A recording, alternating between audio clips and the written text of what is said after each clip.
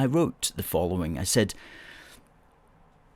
and every single word applies to today. I said, these figures mean that the entry of people into Britain is out of control.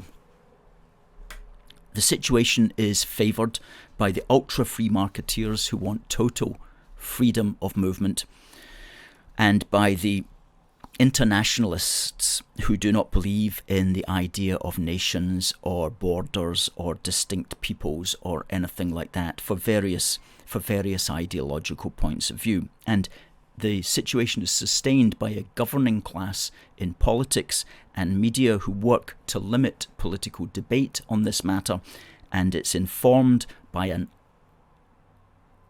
intellectual orthodoxy built largely upon anti-racism as a theory. So, in the face of what we're facing today, this open border anarchy, what we need is a population policy which is a clear statement of purpose and which is driven according to long-term social and economic and political goals. And not one of our governments in the past 50 years has ever had such a thing. But it would reflect a coherent vision of our desired demographic future, and it would provide the rules intended to move us towards such a future.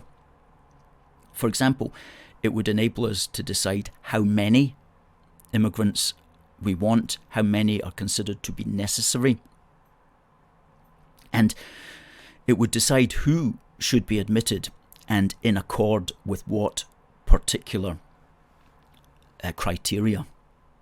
And so that would involve all of us in discussions about these things.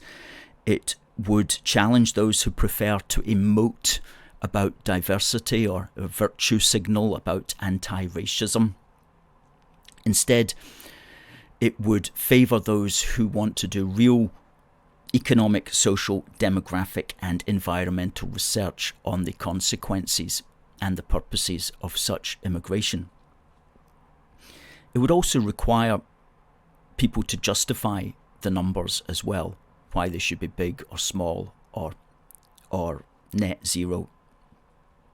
And it would challenge the politicians and the media who have an unspoken agreement to keep this topic off the public agenda. And it would challenge the underlying myths of quote-unquote anti-racism which have underpinned this topic since probably the end of World War II.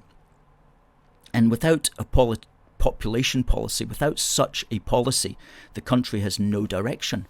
There is no way of judging what the future holds, and society is destabilized both physically and also psychologically.